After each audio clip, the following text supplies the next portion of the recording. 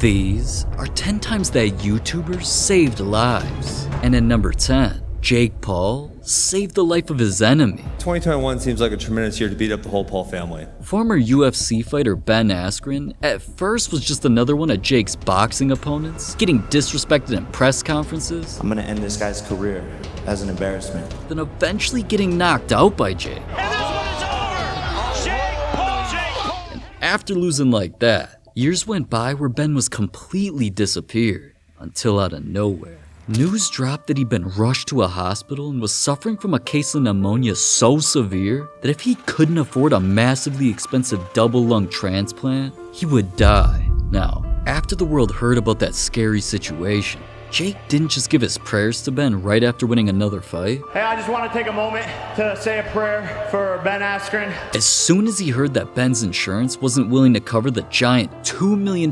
transplant cost, Jake knew that he had to do something about it.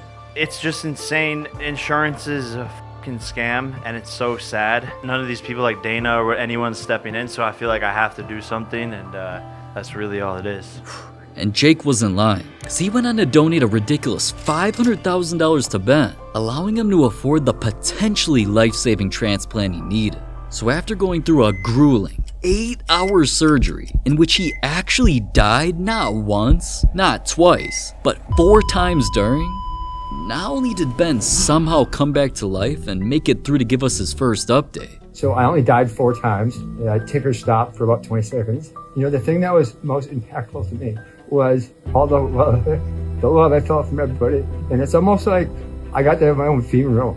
After weeks of difficult recovery, he's finally starting to feel like himself again. What's up, everybody? Update number, is this 12 or 13? At this point, I kind of feel like I'm bragging because everything's good. Everything's moving in a positive direction, starting to walk without a walker. So I got nothing but good news for you guys. Thank God for Jake, because without his donation and that surgery, Ben would not be alive today. But alright, at number 9, KSI saved one of his fans' lives.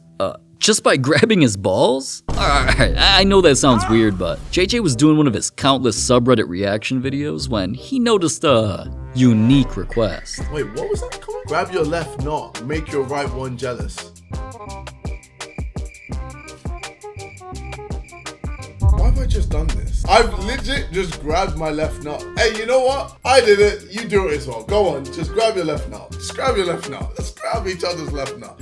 Alright, now obviously that clip was funny, but no one thought that it would lead to his next video, where the unthinkable happened. I grabbed my left nut when he told me to and felt a bump. So I went to the doctors and they said I had testicular cancer, but I had caught it in very early stages and they're treating it right now. So thanks to JJ, he might have saved my life. Oh my God. Wow, KSI might have actually saved that fan's life. Because compared to a 27% death rate in late stage 4 testicular cancer, catching it early in stage 1 lowers that all the way down to less than 1%. And since it was that easy for KSI to save one life, he eventually doubled down to save even more people. Hey yo, everyone, grab your right nut. Grab your left nut with both hands and let's all test to see if we got any lumps. If you got any lumps, it's time to go to the doctor, fam. Now that's ridiculous. But at number 8, the biggest YouTuber on earth, MrBeast, didn't just save one life. He spent millions of dollars to save the lives of 100 kids. I don't think we've ever done a more difficult and heartbreaking project. See, MrBeast had just learned that the most common birth defect on earth was congenital heart disease. A group of heart defects present at birth that affect the heart structure and blood vessels. If left untreated, these conditions can cause some serious complications later in life and sometimes lead to death. And sadly, over in Africa, with millions of people being affected by it every day, and their hospitals not nearly as funded or advanced as the rest of the world's, children born with it there aren't able to get the proper health care. Well, at least until MrBeast's philanthropy organization traveled to Nigeria to partner up with their hospitals and finally make a difference. I'll be having a pain in my heart. But after the surgery, I'll be better. I will go and come back alive. And Abel God is just one of many kids whose lives were about to be saved by MrBeast's foundation. Because after meeting with countless children around the country and presenting them with the opportunities of their lifetimes, they all went through hours of complicated life-saving open-heart surgeries, and as soon as their recoveries continue going according to plan, they will finally be able to experience living normal, healthy lives. I want to thank you for what you're doing for children, helping them to do what they want and desire in life.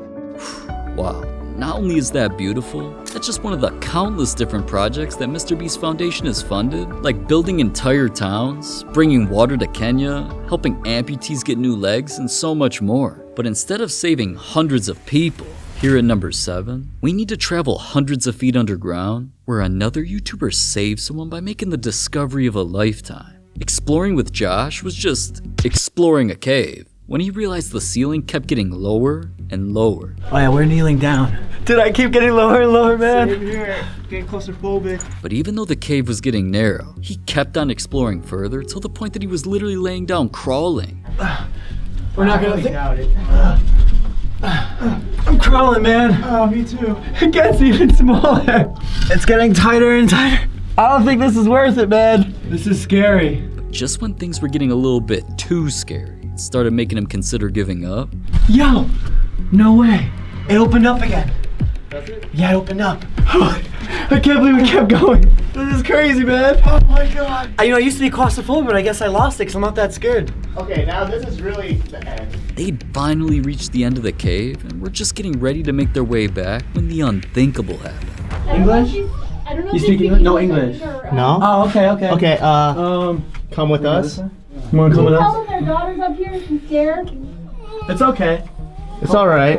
All alone in the dark, without any flashlight, and no parents in sight, I have no idea how that little girl got down there, and with no way of getting back up. She would have probably starved to death if Josh didn't find her in time. Crawled the whole way in there by herself, no light. She didn't even speak English, so they were like, okay, come with us, and eventually, and yeah, she went back, but she started crying and stuff. It was kind of a crazy situation. Insane. But moving on to number 6, I never thought that saving lives would get someone canceled until August of 2017. A hurricane was completely ravaging through Texas, leaving homes completely underwater and thousands of people in danger. And when Jake Paul's back again. When Jake heard about the tragedy, he immediately tweeted asking fans to DM him their addresses if they were stuck in their homes, drove his team all the way down to Houston, Texas, and then got word of their first family in need. All right, guys, so we have an address. There's a family of 7. It's half a mile away through all of this water. Now, after locating the family, Jake's team hopped on jet skis, rode through the flooded city, and then when they finally arrived... Yo, do you guys need help? You guys need help? Yeah? Are you guys okay? I'm trying to get out of here. Yeah, we have cedars. Okay. Yeah. All right. Follow me, guy. That's number 1. I got you. Come on, buddy. You okay, buddy? It's gonna be all right? All right, ready? I'm gonna pick you up. All right, you're gonna get on the back of mine, all right? Do you like orange? Orange or green better? Orange is the fastest. All right, sit up there. All right. I'm gonna take you to this truck up here. We'll get everyone on the back of the truck and then we'll drive out, all right? Okay. This is the most insane thing I've ever seen. Wow, man. That family's gonna remember Jake forever, but he was not done there. From saving an old man who was stuck in his completely flooded home, to reuniting a lost dog with its owner. There you go, sir. Jake kept on risking his own life, jet skiing through the flooded streets, yelling out for people in need, and even found another entire family desperate for rescue. Does anybody need help? Are you guys from here? No. California. Thank you, guys. Yeah, of course. There you go. I sure appreciate it.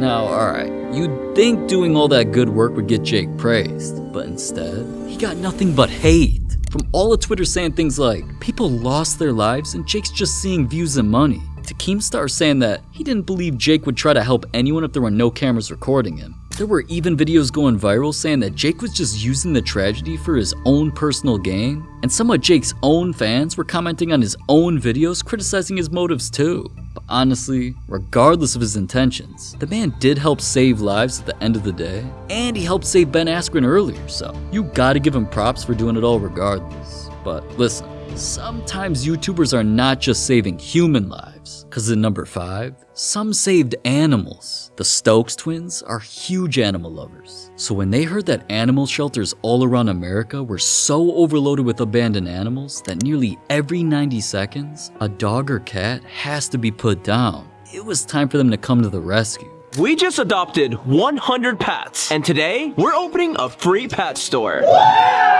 And after saving all those animals, they then transformed their house into an animal sanctuary with slides, a bunch of gourmet pet food, and of course lots of toys to keep them happy while the twins went out looking for their dream homes. This is literally puppy paradise. Oh my goodness. And all thanks to the twins' love and care. In a short period of time, 98 of those adorable animals were adopted into loving families and were able to enjoy the rest of their lives happily ever after. So, with just 2 animals left. So not only did we adopt the remaining pets for ourselves, but we also donated $100,000 to help save pets in need. Because remember, pets may just be in a small part of our lives, but to them, you're their whole life. Wow, man. All 100 of those animals were saved.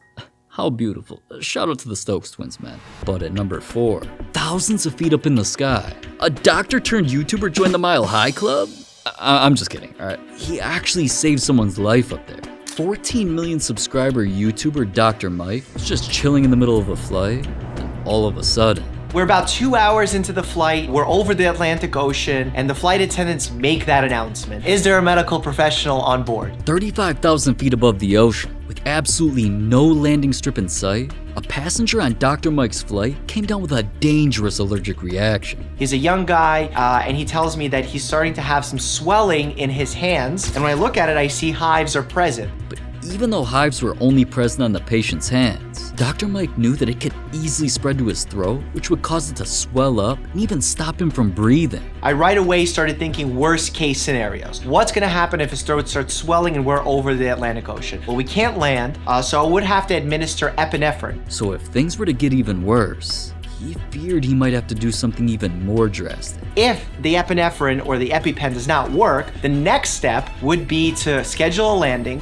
and if the swelling continues to get worse, I would be forced to make an incision in this young man's throat.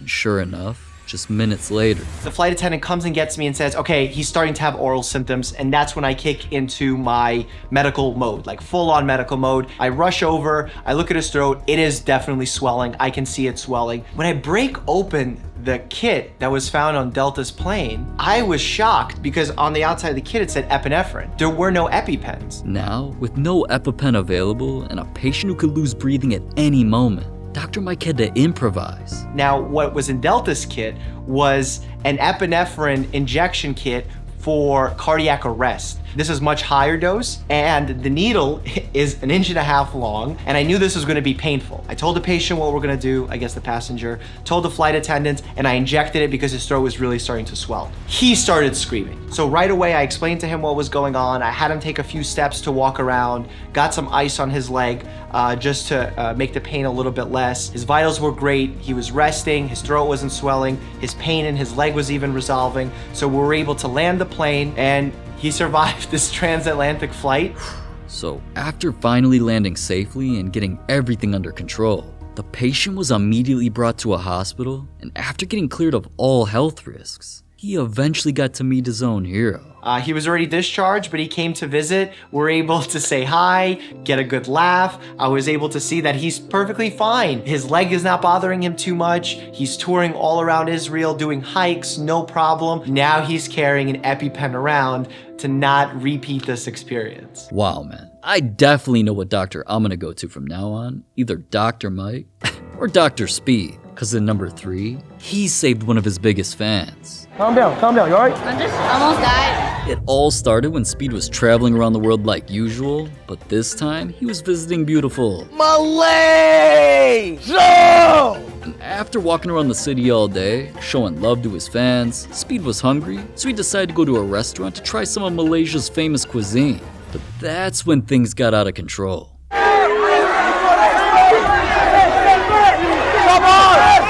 on, God!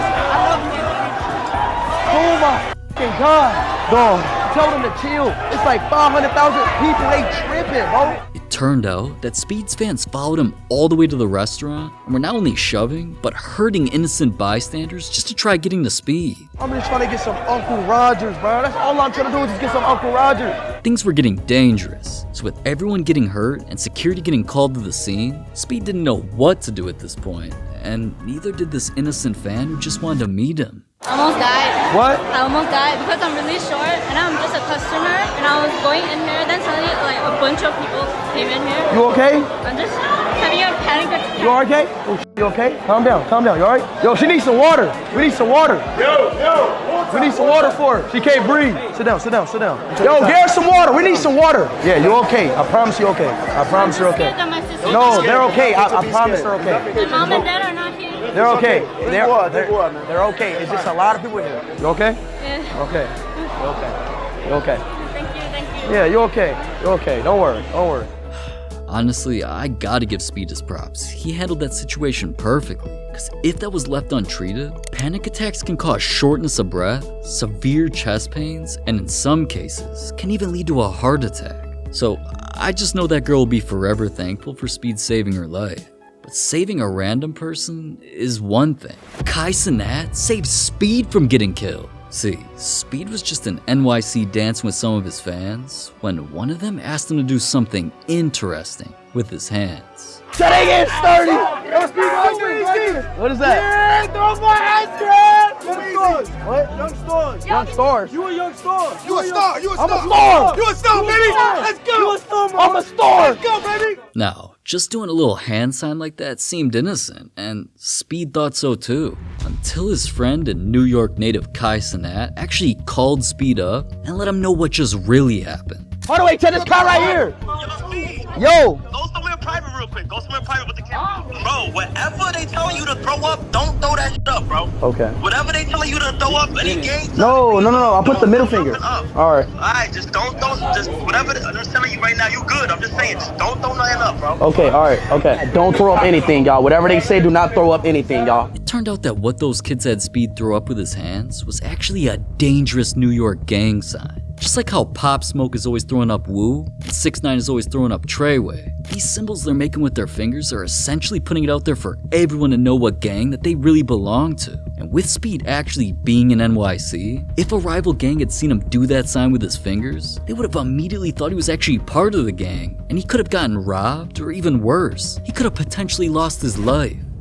So thank God for Kai stepping in, man. Now, alright. Last but definitely not least, this final YouTuber realized that his own YouTube videos actually saved someone's life after getting sent some emotional fan mail. This is like, I'm not trying to get like emotional here, but like, this is crazy. Unspeakable's content has always been some of the most lighthearted and entertaining on YouTube. From building ridiculous things, to crazy challenges, and even some reactions. Even I sometimes watch his content just to feel good and have some fun. So it definitely wasn't surprising to me that he's always getting sent fan mail from people telling him how much they appreciate his work. But even though this next box just started out as some of the coolest and most creative fan mail that Unspeakable had ever seen. What is this? Oh my gosh. No! Why are you making me stuff like this? Oh my gosh, no! Look at this. This is real wood. I don't know really how they did this, but it's literally unspeakable. Yo, that's, that really means a lot to me, guys. The entire mood changed after reading this letter. Oh my gosh, normally I wouldn't read something like this on camera, but basically the person who sent me this says they recently lost my 2 grandfathers and my cousin to I was shut out by my friends and my sister and my mom. I also lost my dad to cancer. I'm telling you this because your videos are what I have left to laugh at. So thank you. The flip, dude. This is crazy. Because not only did they tell me these things, but they also took time to make me stuff like that. Like, it's just like, I'm really speechless. This is like, I'm not trying to get like emotional here, but like, this is why I make videos for you guys. Man.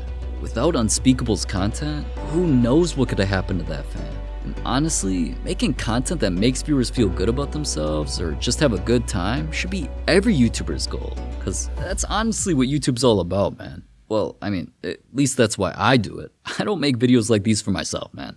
I do it all for you.